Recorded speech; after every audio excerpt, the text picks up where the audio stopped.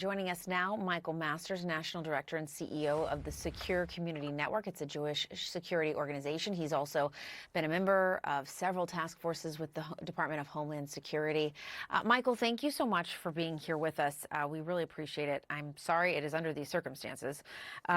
We know that Jewish institutions spend millions of dollars on security.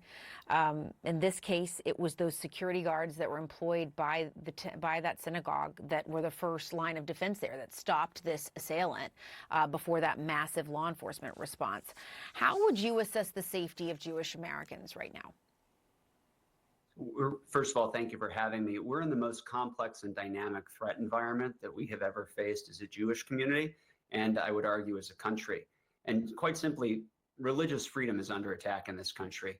If you think about the shooting at the Catholic Church in Minneapolis, the shooting and the truck ramming very similarly to the Church of Latter-day Saints in Michigan in September, and now this vehicle ramming. The reality is, though, that we are making investments as a Jewish community, over $765 million a year that we are investing in order to participate in our faith. What we are doing now is we are doubling down on that. We are doing more. We are doing more training. We are having more security guards like those phenomenal guards that we saw in Michigan and the plans they had in place at Temple Israel. And we're being more vigilant. And we need our partners to do that as well. We need law enforcement to double down. We need the public officials that are responsible for departments and agencies to increase the funding so those men and women who protect and serve us on the front lines have more training, more techniques, more equipment, more bandwidth. And we need Congress to double down. We need more grants going to law enforcement so they can do their job, and we need more grants going to the faith-based community so we can protect ourselves.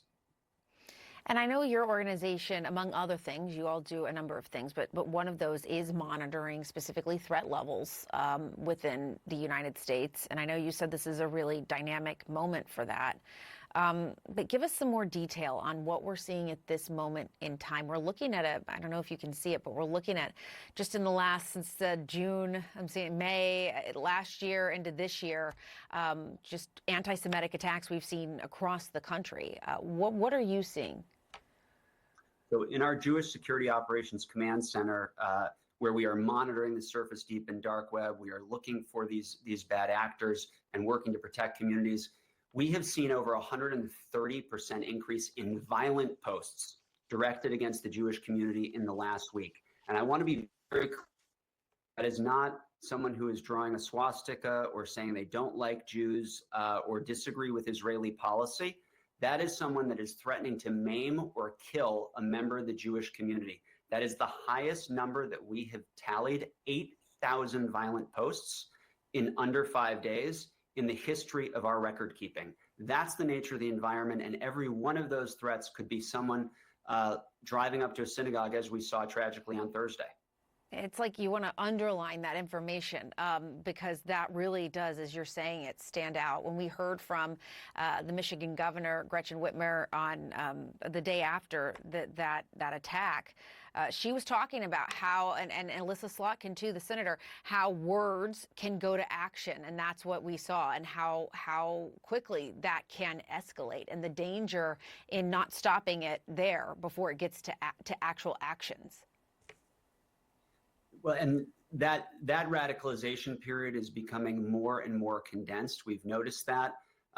Certainly 15, 20 years ago after 9/11, it would not be uncommon for that to be 18 months. Now we can see it happening in a matter of days.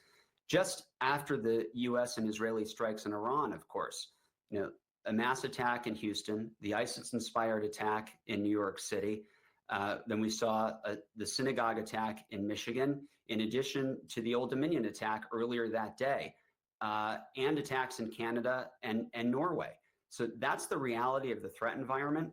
The question now is, how do we make sure that faith-based life and our American values can stand strong?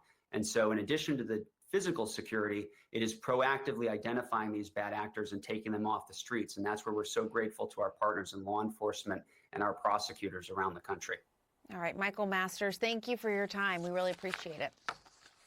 Thank you.